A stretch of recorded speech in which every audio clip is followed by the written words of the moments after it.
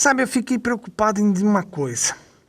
Na aula passada, a gente viu que Samuel Snow, ele definiu lá que Jesus voltaria e depois tiveram as divisões dos grupos, né? Lembram? 3 grupos, daí do menor desses surgiu outros 3 grupos e um deles decidiu assim, que a data estava correta, mas o evento estava errado. E qual era o evento? Pois é, o pessoal ficou, depois que Jesus não veio, lá eles ficaram em oração aquela noite, para querer saber o que estava acontecendo. E de repente, de manhãzinha, assim, um homem chamado Irã Edson, ele pegou e saiu daquela reunião, né? Estava indo lá para casa, ia atravessar para um atalho, no meio do milharal assim, ele teve uma visão. Ele viu o céu aberto e lá no céu, Jesus passava do santo para o santíssimo. E ele entendeu, puxa, a purificação do santuário não é aqui na terra, e lá no céu. Será que é isso mesmo? Puxa, ele convidou outras pessoas para estudarem com ele, para descobrir se era exatamente isso. E junto com essa descoberta de Irã Edson, surgiram outras 4. Esses 4 que nós vamos saber agora. Quais são? Primeiro, Jesus virá de forma corpórea, presencial. Ele não vem assim espiritualmente, não. Outro ponto é a guarda do sábado. O sábado é um sinal de descanso para nós. Outro ponto que nós vamos ver é com respeito a que a morte é um estado de sono. Não tem esse negócio de imortalidade da alma, não. E o outro é que o dom de profecia é uma demonstração da atuação do Espírito Santo. Ok? Baseado nesses 5 pontos, é que a Igreja Adventista formou a sua fundação. E temos 3 pessoas que participaram da fundação da igreja. Vamos conhecer hoje 2 delas. É o capitão Bates, José Bates, e o segundo é Thiago Springer White. Thiago White, vamos conhecê-los? Olá, eu sou Thiago Springer White. Nasci nos Estados Unidos, em Palmira, no ano de 1821, no dia 4 de agosto. Conheci os adventistas no ano de 1842. E a partir de 1843, quando fui ordenado ao ministério, conheci alguns sermões e diagramas proféticos de Miller e resolvi, a partir disso, com um cavalo emprestado e uma sela, sair pregando. Cerca de 1000 pessoas foram convertidas a esse ministério que eu desenvolvi. No ano de 45, participei do desapontamento em 44, e no ano de 45 conheci Ellen Harmon, onde, depois de termos a certeza de que era a vontade de Deus, nos casamos em 1846, no dia 30 de agosto. Apesar do capitão Bates ter nos falado sobre a doutrina do sábado, só em 1848, após o nosso casamento, é que tanto Ellen quanto eu viemos a guardar o sábado. Também, em 1848, Ellen recebeu uma visão dizendo que nós deveríamos começar o trabalho de publicações. E nessa época surgiu a revista Verdade Presente. Na sequência, tivemos vários outros projetos, sendo que em 1863, junto com o capitão Bates e Ellen White, nós participamos da Conferência Geral, que colocou e definiu a Conferência Geral da Igreja Adventista do Sétimo Dia. A partir daí, fomos chamados com o nome de Adventistas do Sétimo Dia. Tivemos várias outras indicações a partir de Ellen, mas eu tive problemas de saúde. E Ellen recebeu uma visão dizendo que se eu não me cuidasse, Deus não poderia atuar na recuperação da minha saúde. A recuperação foi lenta, mas eu consegui melhorar. Mas isso acabou acarretando vários outros problemas.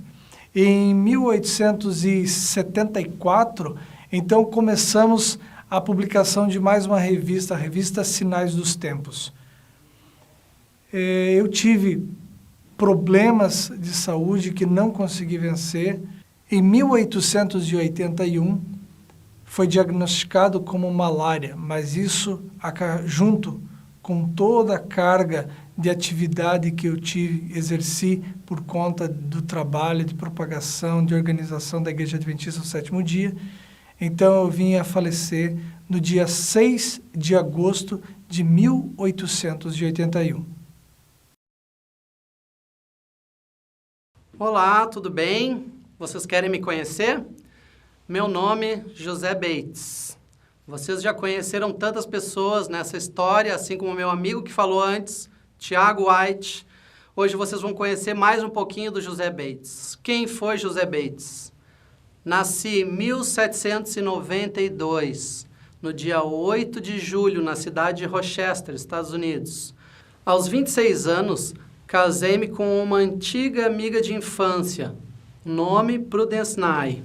E aos 30 anos já começou a minha reforma de saúde. Comecei a estudar algumas coisas e resolvi abandonar o uso de bebidas alcoólicas. E no ano seguinte decidi parar de beber vinho e logo depois parei de fumar também. Mascar fumo era um hábito muito ruim que eu achei que não estava de acordo com aquilo que fazia bem para a minha saúde. Então eu abdiquei dessas coisas para a minha vida. Antes de completar os 45 anos, eu já tinha parado de usar uma linguagem imoral também. Eu decidi abandonar o uso do café e do chá preto. Aos 50 anos, que foi a minha última fase da minha reforma alimentar, basicamente. Eu parei de comer carne. Anteriormente eu já tinha parado de comer muita manteiga, gorduras, bolos muito açucarados, porque isso não fazia bem para a minha saúde, assim como queijo e muitos condimentos. Em 1839, eu me tornei milerita, dedicando total atenção ao movimento. Eu experimentei aquela amarga fase do ano de 1844, em 22 de outubro, onde passamos por um grande desapontamento. Mas eu continuei firme na fé, eu não abandonei esse Deus maravilhoso. E logo depois, no próximo ano, eu decidi ser um fiel guardador do sábado, por influência de um artigo que eu li. E logo depois, também, em 1846, eu publiquei um folheto tratando do sábado, intitulado O Sábado do Sétimo Dia, um sinal perpétuo. Mas o meu estudo não parou por aí. Eu continuei estudando e logo depois eu publiquei um novo folheto falando do selo do Deus vivo, que estabelecia o sábado como um selo determinante sobre os verdadeiros fiéis.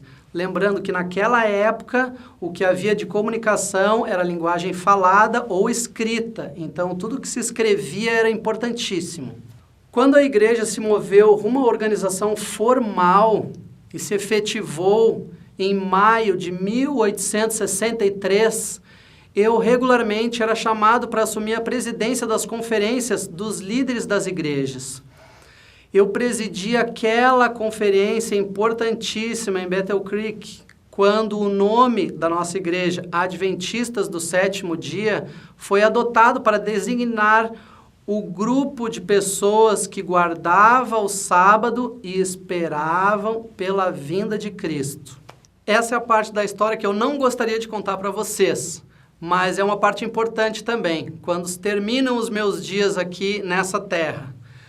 Eu estava internado no Instituto de Saúde em Battle Creek no dia 19 de março de 1872, se deu o meu falecimento. Eu não gostaria de dizer isso para vocês, mas foi nesse dia que eu morri. Fui sepultado junto com a minha esposa no cemitério popular Hill, em Monterey. E assim terminou a minha história. Eu tive uma saúde muito boa, pois durei 80 anos num período onde as pessoas não duravam tanto normalmente, porque eu executei essa reforma de saúde na minha vida, procurei ser fiel até o fim. tudo aquilo que eu aprendi desse Deus maravilhoso. Espero que vocês tenham aproveitado, me conhecer e também aos meus amigos, e continuem estudando, porque vale a pena. A história é muito bonita. Tchau, tchau.